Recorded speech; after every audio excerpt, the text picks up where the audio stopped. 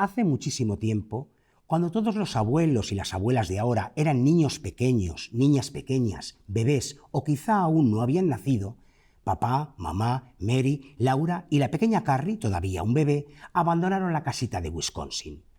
Se alejaron y dejaron solitario y vacío el claro entre los árboles. Jamás volverían a ver aquella casita. Se dirigían al territorio indio. Papá dijo que por entonces ya había demasiada gente en el bosque. Con mucha frecuencia, Laura oía el eco de unos hachazos que no provenían del hacha de papá o el estampido de un disparo que no procedía de su escopeta. El sendero que llevaba hasta la casita se había convertido en carretera. Casi todos los días, Laura y Mary dejaban de jugar y se quedaban mirando sorprendidas a un carromato que pasaba entre crujidos por aquella carretera. Los animales silvestres no querrían permanecer en una tierra en donde ya había muchas personas. Tampoco a papá le gustaba la idea de quedarse. Prefería las tierras en donde los animales viven sin sentirse atemorizados. Le gustaba ver a los cervatillos y a sus madres desde la espesura del bosque y observar a los osos gordos y haraganes comer bayas en los matorrales de los calveros. En las largas veladas invernales le hablaba a mamá acerca del oeste. Allí la tierra era llana y no había árboles. La hierba crecía espesa y alta. Allí los animales vagaban y se alimentaban como si estuvieran en un pastizal que se extendía mucho más allá de lo que alcanzaba la vista de un hombre. No había colonos, solo los indios vivían allí. Un día, cuando estaba terminando el invierno, papá dijo a mamá: «Ya que no tienes nada que objetar, he decidido que vayamos al oeste. Tengo una buena oferta por este lugar y ahora podemos venderlo probablemente por todo el dinero que pedimos. Con eso habrá suficiente para empezar en una nueva comarca». Y en esa nueva comarca se erigirá la archiconocida Pablo Vilaboy Casa de la Pradera. Bueno, archiconocida para algunas generaciones. Hoy en día, no sé. Ahora generaciones de varios, casi siglos, podríamos decir. Bueno, yo estaba a punto de decir que si estuviéramos en la radio o un sitio donde pudiéramos utilizar la sintonía de la famosa serie que mencionas, no haría ni siquiera para algunas generaciones mencionar el título de esta serie. Cuando nos llegó aquí a España no sabíamos que estaba basado en una serie de casi 10 libros, pero bueno, a nosotros nos llegó como un serial exitosísimo que se prolongó también, curiosamente, igual que la autora Laura Ingalls escribió esta serie de libros a lo largo de casi una década, pues la serie de televisión también se prolongó casi pues por 9 años, casi una década. Y como bien se introducía en el primer texto de este título, que corresponde curiosamente a la tercera al tercer volumen de esta serie que escribió Laura Ingalls, la Laura de la serie, digamos la mediana, ¿no? Porque después fueron teniendo y adoptando más hijos. Pues bueno, esta parte se corresponde precisamente cuando se asientan en este territorio indio y construyen la famosa Casa de la Pradera. A lo largo tanto de la serie como de la serie tanto de la serie de televisión como de la serie de libros, seguimos las vivencias de esta familia de colonos desde que parten de uno de los condados ya establecidos de Estados Unidos a este territorio indio. Después se mudarán a una ciudad, volverán a la Casa de la Pradera, las hijas crecerán, se casarán y bueno, mil y una peripecias que, si nos adentramos por comparación en el mundo literario de Laura Ingalls, es muy curioso porque al menos este volumen, que es al que nos hemos acercado en este programa, está narrado de una manera mucho más fría o sutil que a lo mejor el recuerdo que tenemos de la serie, que era más sentimental y más seleccionadora. Bueno, es el que se llamó en su momento Toque Michael Landon, que luego eclosionaría con Autopista hacia el cielo, donde interpretaba a un ángel directamente. Nunca mejor dicho, caído del cielo, valga la redundancia. digamos que la serie, sin hacer apología, sí defendía valores cristianos, de la familia, pero bueno, yo creo que es muy curioso que una historia tan americana como aquella, que está basada en vivencias, como digo, de esta Colonna y de su familia, tuviera un eco tan mundial, porque fue un éxito en todas partes. O sea que creo que al final los pequeños valores o vivencias de la familia en sí pues eran como universales, ¿no? Aparte de que se desarrollara en esa época tan hoy en día mítica ya del siglo XIX de Estados Unidos. Al fin y al cabo no deja de ser, pero como dices, está contada por una de las hijas, se centra mucho, claro, en las historias de ellas, especialmente de Mary y de Laura, que son algo más mayores que la pequeña, aunque luego la pequeña irá creciendo, aparecerán los hermanos adoptados, etcétera, etcétera, pero es cierto que al centrarse, como digo, en estos personajes jóvenes, no deja de ser una historia de crecimiento, una historia de descubrimiento. Y claro, sabemos en la historia de la literatura es muy fácil enganchar con ese tipo de historias, valga la redundancia, porque todos las hemos vivido, todos hemos ido descubriendo el mundo que tenemos alrededor. No, pues habrá que seguir la senda del resto de publicaciones. Sé que en esta editorial está publicada el primero y creo que el segundo, y el resto está en otras editoriales, pero bueno, se puede ir indagando. Y solo diré que esta, la que se corresponde al título de la serie, La Casa de la Pradera, todavía no aparece Nellie Oleson ni su famosa mamá. Y quien ha visto la serie sabe de qué estoy hablando. Eso es cierto, eso fue lo inteligente de Michael Landon, es verdad, que supo dónde comenzar la serie. También es verdad, adelantando apariciones de personajes, incluso adelantando la propia aparición de la Casa de la Pradera, que es muy posterior en la serie literaria, pero él dijo no, el meollo es este, aquí está la historia.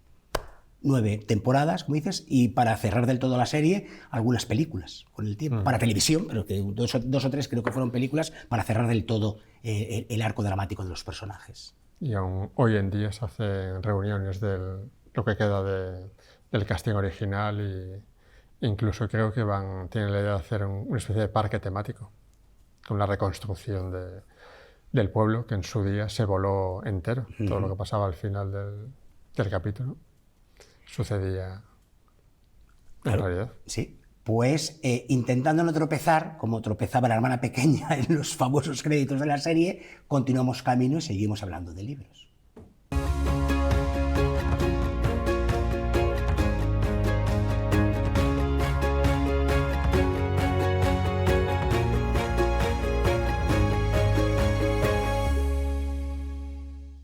Podría empezar cantando, pero ustedes no lo querrían, y desde luego sería una osadía, un atrevimiento tremendo, de natural, y más con esta voz que voy arrastrando últimamente, y más aún teniendo a Candela Álvarez por allí detrás, que ella sí que sabe lo que es cantar y cantar muy bien. Por lo tanto, simplemente citaré la canción que podría cantar, que es una de esas que te acompaña de toda la vida, que incluso, hay que decirlo, es anterior a que yo naciese, no muchos años tampoco, no me quito ninguno, pero es un poquito anterior, que es aquella canción llamada Amarillo, que decía, por el camino de Amarillo, galopando, la traducción española, claro, galopando en mi caballo, voy al pueblo de regreso para encontrarme con mi amor. Pues hoy vamos a seguir el camino de Amarillo y nos vamos a reencontrar con muchos amores que creíamos olvidados, finiquitados o simplemente que no habían tenido ningún sentido, y con amores nuevos, porque la labor también a veces es esa. Alguien rescata a alguien que tú ni conocías, pero a ti como novedad te llega y dices, me atrapó para siempre, sea como sea, qué maravilla que hay iniciativas editoriales como esta de Amarillo. Esther Vallejo, bienvenida a El Arpa de Becker. Encantada, muchas gracias. Por el camino de Amarillo. Comencemos por ahí, porque además ya es bonito, porque la editora, Amarillo Editora, por cierto, a mí me gusta, ahora iremos con eso como lo señalas, pero porque Amarillo se llama así, porque es reivindicar el color amarillento de los libros con el paso del tiempo. Eso es, sí. Pero lo dijo Henry James, le da patina, ¿verdad? Sí, sí. Además, ¿Por qué lo despreciamos como negativo?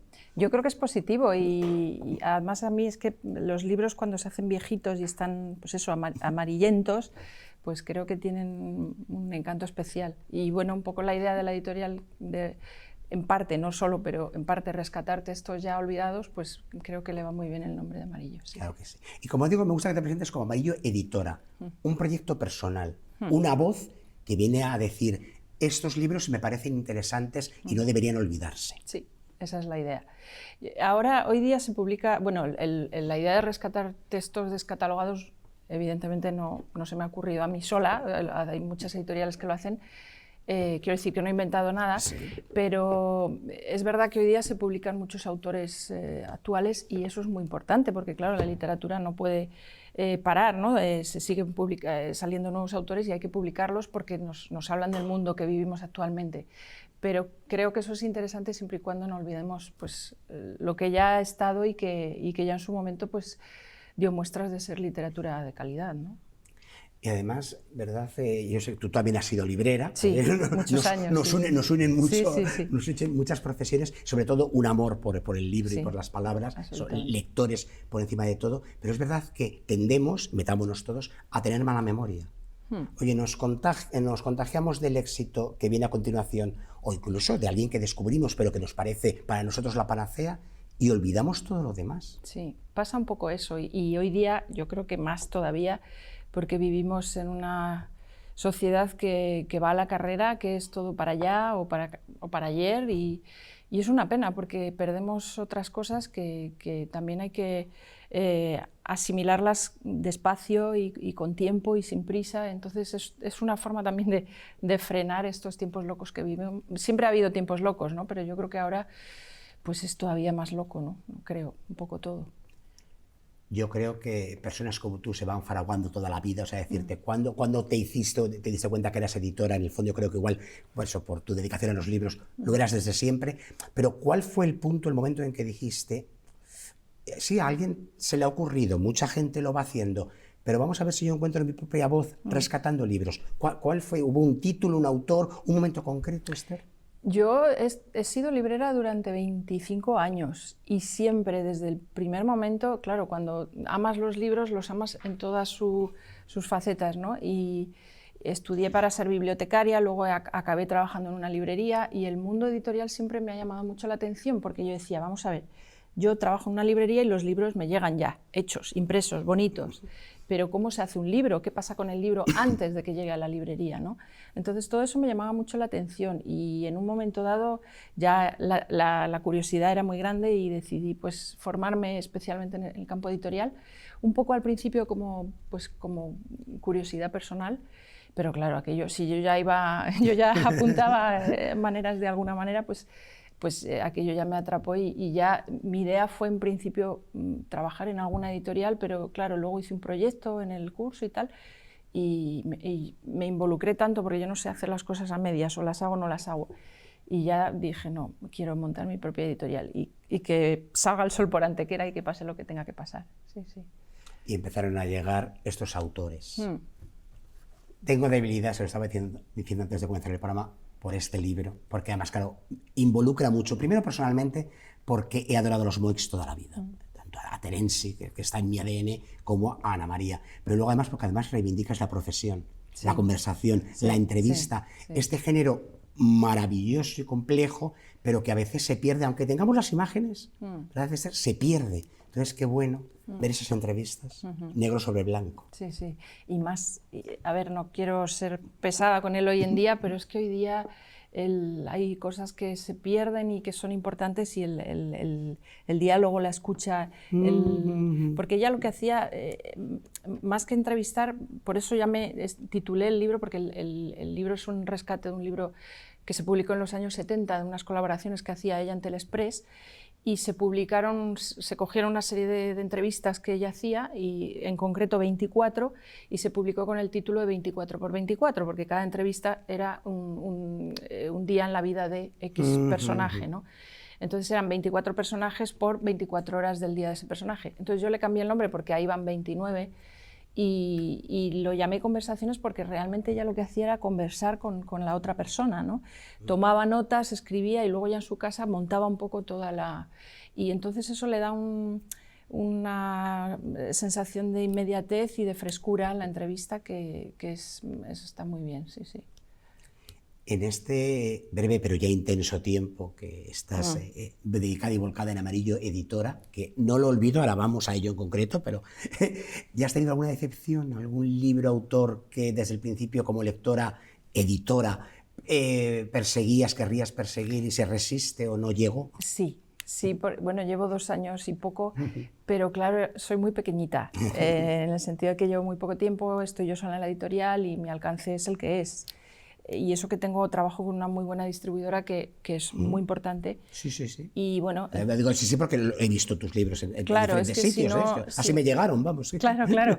Si no, es imposible, o sea, no llegas a ningún sitio y todo el trabajo que haces pues se pierde un poco, ¿no? Pero sí que en algún momento he querido algún autor y claro, pues yo llego hasta donde llego en todos los sentidos y también en el sentido económico y claro, para comprar derechos pues hay veces que no se puede, pero no pasa nada. Yo una vez le oí a una editora que decía que tampoco te puedes empecinar en un autor y apostarlo todo y todo, porque o sea, sobre todo cuando estás empezando tienes que ser un poco conservador en ese sentido porque pues en fin, tienes que ir poco a poco, ¿no? En Reread, el de Atocha, que tú conoces sí, muy bien, sí, por cierto, sí. Con lo cual muchas gracias como sí. lectora y visitante, me gusta hablar de las balas de plata. Esos libros que nunca fallan. Alguien te pregunta algo muy genérico o viene muy despistado o quiere salir de eso que se llama, que a mí no me gusta, pero bueno, bloqueo lector o tal, no sé qué, pum, pum, y hay como 4 o 5 títulos que sabes que te funcionan prácticamente al 100%. Yo, viendo la selección que vas haciendo de autores, también veo que vas un poco, tal vez, me atrevo a decirlo como opinión, tú me cuentas, pero un poco por ahí. Pues esos autores que nos fueron, como dices, necesarios, efectivos, deslumbrantes, y sabes que siguen funcionando. O sea, dices, no pueden haberse quedado ya esto ya a efecto de inventario. Sí, yo creo que sí. Me puedo equivocar, por supuesto, pero yo creo que de momento lo que pasa que, claro, al llevar poco tiempo, pues tienes poca proyección todavía, porque la gente no conoce la editorial. Pero los que lo conocen y los que han ido leyendo, por ejemplo, el caso de Alejandro Saba es muy evidente. Es un autor de finales del 19 que siempre vivió en los márgenes tanto de la sociedad como de la literatura. Y es verdad que no es que se le haya olvidado completamente, alguna editorial lo ha venido publicando un poco, pero hoy día los lectores les suena un poco, sobre todo por Valle Inclán, porque se inspiró en Alejandro para su personaje más estrella y tal. Pero es un autor que me ha sorprendido porque además fue con él con quien empecé, porque le tengo muchísimo cariño. Y parece que a lo mejor un autor del 19 marginal y tal no va a encajar y tiene su público, ¿no? Entonces yo creo que todo dentro de su momento puede tener su público, sí. No obstante, como decimos Esther y saben los espectadores, esto al fin y al cabo es un negocio, obviamente. Sí. Entonces, ¿cómo la lectora es refrenada por la editora, que le dice, mira, por ahí no? ¿Cómo la lectora convence a la editora de esto deberemos? ¿Cómo convives con ese bifrontismo entre editora, lectora, deseosa de dar a conocer esos libros, pero a veces comprendiendo o no es el momento o no va a funcionar? Sí.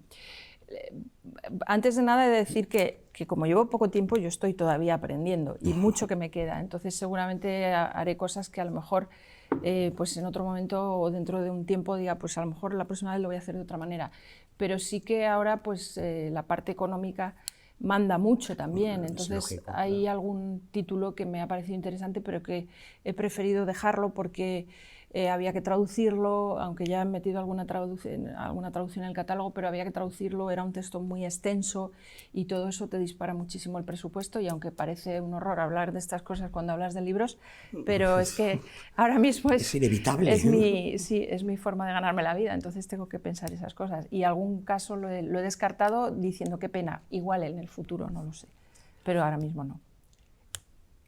Fuimos niños que leíamos compulsivamente, tuvimos esa fortuna, todo lo que nos llegaba estaba relacionado con libros, los dibujos animados, El Quijote, nos llegó por dibujos animados, Tom Sawyer, etc. Pero es verdad que siempre priorizábamos, parece, los autores extranjeros. E incluso cuando empezabas a estudiar literatura, parece que la literatura española, más allá de la clásica, los siglos pasados, el de oro, etc., no se tocaba, no se trataba, y había como ese complejo de, claro, la literatura del siglo XX hay que ir a la literatura americana, a la literatura británica, a la literatura francesa, etcétera, etcétera. Por fortuna, editoras como tú están consiguiendo y reivindicando que volvamos la vista no muy hacia atrás y que autores como Dolores Medio, como Jesús Fernández Santos, como otros tantos, tengan el lugar que no debieron perder nunca. Yo creo que sí, es lo que decía antes, que sigamos leyendo a los autores actuales, hay autores nuevos, digamos, muy buenos, y además ahora mismo la bibliodiversidad en el sentido de, actual, ¿no?, de los libros de cara al lector nunca ha sido tan buena, ¿no?, como ahora, ¿no? Entonces eso es bueno para los que leemos, nos gusta leer porque hay mucho, se publica, es verdad que se dice que se publica demasiado, pero hay proyectos muy buenos, muy interesantes y que lo hacen muy bien. En ese sentido la competencia está bien, ¿no?, porque te obliga a hacer las cosas bien. A afinar. Claro, pero sí que es verdad que hay autores que están ahí un poco, pues eso, que no son de ahora, son de nuestros abuelos o de aquella época, pero que creo que es interesante que sigan estando en las librerías y el lector que le apetezca conocerlos y acercarse a ellos, pues puede hacerlo.